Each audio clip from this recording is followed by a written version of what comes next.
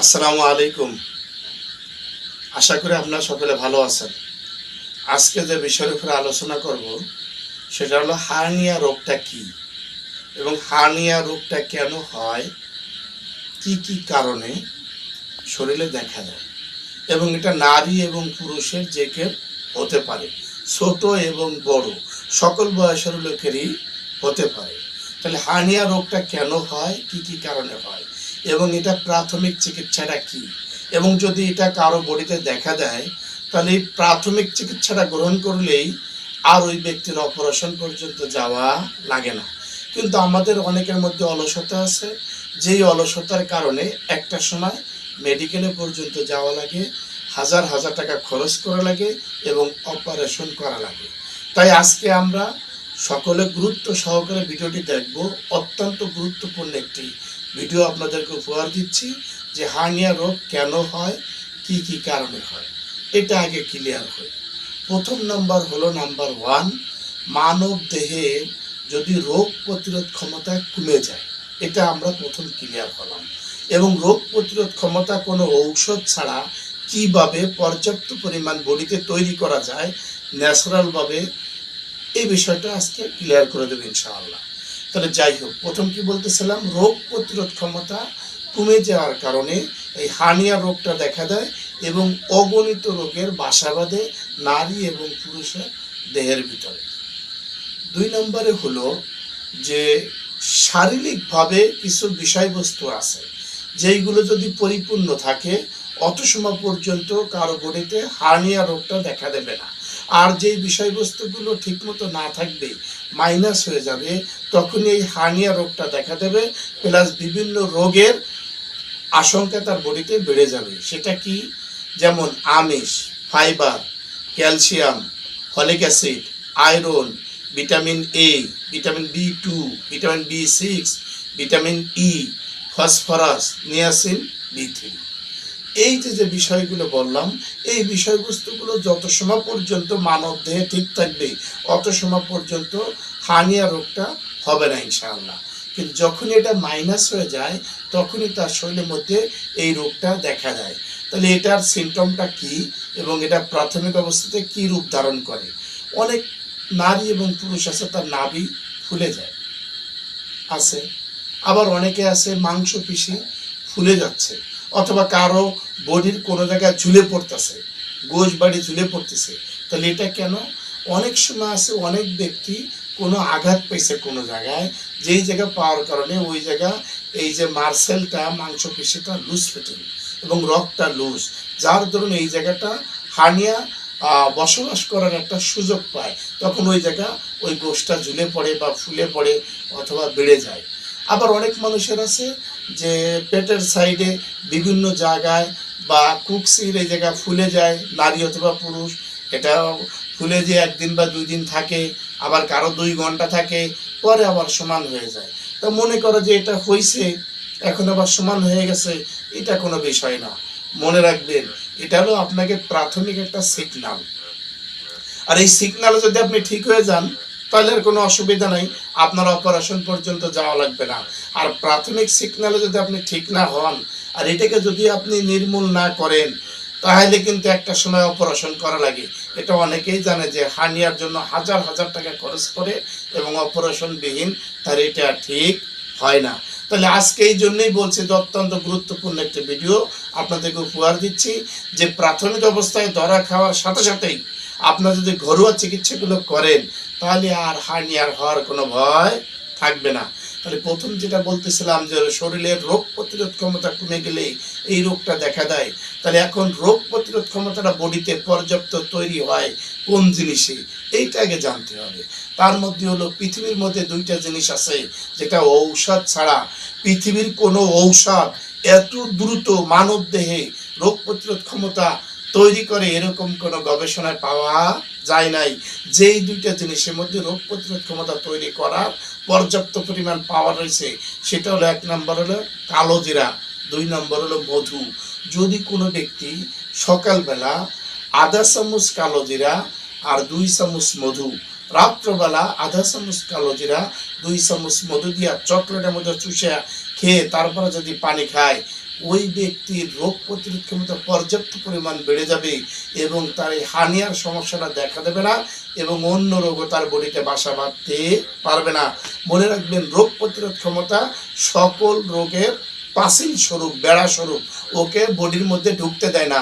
রোগ প্রতিরোধ ক্ষমতার এত পাওয়ার, আর সেইটাই হলো প্রাকৃতিকের মাধ্যমে কালো জিরা মধুর দ্বারাই তৈরি হয়। এটা আমরা জানলাম। আর ও যেটা বললাম যে আমিষ, fibre, calcium, folic acid, iron, vitamin A, vitamin B2, vitamin B6, vitamin E, phosphorus, niacin, B3, এই যেইগুলো মাইনাস হয়ে যাওয়ার কারণে যেই হার্নিয়ার সমস্যাটা দেখা দেয়, এটা অনেকের আবার অনেক সময় অনেক পুরুষের অন্ডকোষ শুকিয়ে যায়, বড় হয়ে যায়, তখন অপারেশন ছাড়া আর কোনো ব্যবস্থা থাকে না। তাহলে প্রাথমিক অবস্থা যখনই দেখা দেবে, তখন যদি আপনারা ঘরোয়া চিকিৎসাটা করতে পারেন, ইনশাল্লাহ আর ওই ভয় ভীতি থাকবে না, অপারেশন পর্যন্ত যাওয়া লাগবে না। তার জন্য প্রাথমিক চিকিৎসা কি? 1 নম্বর চিকিৎসা হলো আপনাদের ফ্রিজের ডিপে একটা পাত্রে একটু পানি রাখবেন, ছোট পাত্রে একটা বরফ বানাবেন, আইসের একটা দলা। এই বরফটাকে একটা কাপড় দিয়ে, সুতি একটা কাপড় দিয়ে প্যাঁচ দিয়া যেই জায়গা ফুলে উঠছে ওই জায়গাটা ম্যাসিং করেন বরফ দিয়া। সকালেও রাত্রে আপনি 1 থেকে 2 দিন দিছেন, এইভাবে দিয়ে গেছেন, সমান হয়ে গেছে। এরপরেও আপনি কি করেন, যেই জায়গা উঠছিল ওই জায়গাটা সকালে রাত্র 2 দিন দেন, দেখা যায় আর ভবিষ্যতে ইনশাল্লাহ এটা হওয়ার সম্ভাবনা থাকবে না। এটা প্রাথমিক একটা চিকিৎসা, ক্লিয়ার হলেন। 2 নম্বর একটা চিকিৎসা, সেটা হলো আদা চা। আদা চা কিভাবে খাবেন? আদা রেডিটি তৈরি করবেন কিভাবে? 1 কাপ কুসুম গরম পানির সাথে, চা যেরকম পানি গরম করেন, কিন্তু এটা চা দেওয়া লাগবে না, 1 কাপ কুসুম গরম পানির মধ্যে 1 চামচ আদা বাইটা গুলাইয়া এটা সকালে ও রাত্রে ভরা পেটে খান, তাহলে ইনশাল্লাহ এটাও আপনার প্রাথমিক আরেকটা চিকিৎসা। তাহলে হার্নিয়ার খুব মারাত্মক কাজ করে। আপনার যে কয়েকদিন বাদে বাদে ফুলে উঠতেছে, বসে যাচ্ছে, আবার উঠতেছে, এটা ইনশাল্লাহ হবে না। তাহলে এটা খাইতে অসুবিধে কি? এটা আমরা ইনশাল্লাহ খাবো।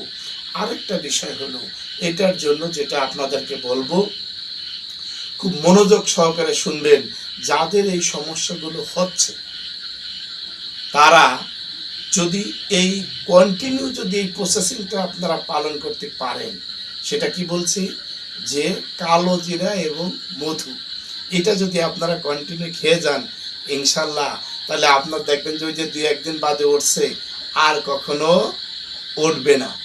আর একটা প্রসেসিং আছে, সেটা কি, যেই জায়গা ফুলে উঠবে সেই একটু ফিটকিরির পাউডার, নারকেলটাতে ফিটকিরিকে পিসা বাইটা পাউডার বানাবেন, আর ওই ফিটকারি একটু নারকেল তেলের মধ্যে গুলাবেন, গুলায় যেই জায়গা ফুলে উঠছে ওই জায়গাটা দিয়ে দেন, দিয়ে হাত দিয়ে ম্যাসিং করেন।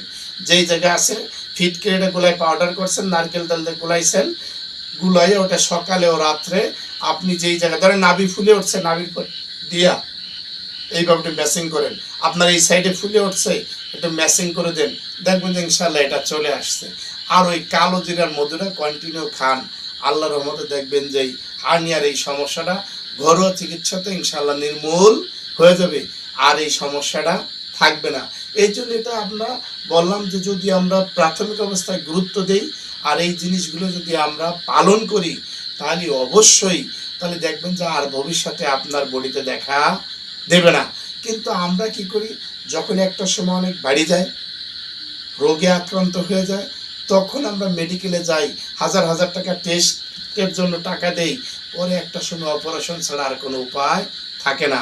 এই জন্য আপনাদেরকে বলবো যে অবশ্যই আমরা পর্যাপ্ত পরিমাণ বডির জন্য ঠিক রাখার জন্য সবজি খাবো, যেমন পালং শাক, এই সবজিটা আমরা খাবো।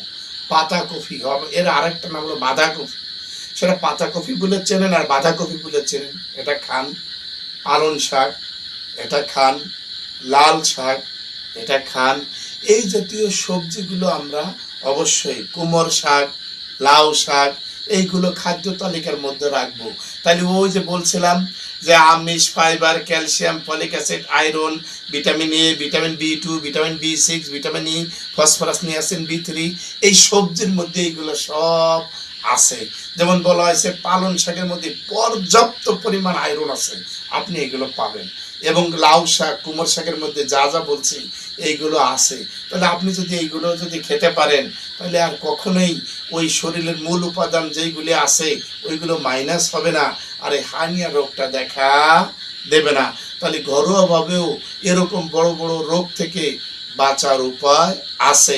আর ওই যে রোগ প্রতিরোধ ক্ষমতার কথা বলছি, যে রোগ প্রতিরোধ ক্ষমতা কমে গেলে এই রোগটা বাসা বাঁধে, তা আপনি আজকের থেকে আধা চামচ কালো জিরা 2 চামচ মতো শুরু করে দেন না ভাই। যদি সকালে ও রাত্রে খেতে পারেন আপনার রোগ প্রতিরোধ ক্ষমতা বেড়ে যাবে। এখন যদিও দেন যে অল্প জায়গায় একটু একটু ফুলতো, দেখবেন যে 1 সপ্তাহ পরে তাকে আর ফলে না, আর জিন্দেগির জন্য আপনাকে সালাম দিয়ে চলে গেছে।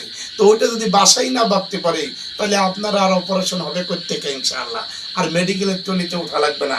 এই জন্য আমি মাঝে মাঝে বলি প্রাকৃতিক শক্তি, মানে প্রাকৃতিক হলো মূল শক্তি, আর প্রাকৃতিক জিনিসগুলো হলো মূল মুক্তি। এইগুলোই বা একটা সময় যুগে যুগে এই চিকিৎসাগুলো চলে আসছে, কিন্তু এখন আমরা কেমিক্যাল চিনে ফেলছি, মেডিসিন চিনে ফেলছি। এই মেডিসিন এবার অভ্যস্ত হওয়ার কারণে আমরা বিভিন্ন রোগে আক্রান্ত এবং আমাদের আয়ু কমে গেছে। তাই জন্য বলবো ভাই, যদি আমরা এই ইউনানি প্রসেসিংগুলো পালন করি, আয়ুর্বেদিক প্রসেসিংগুলো পালন করি, ঘরে বসে যদি ঘরোয়া রেডি তৈরি করে খেতে পারি তাহলে এই বড় বড় রোগ থেকে বাঁচতে পারবো।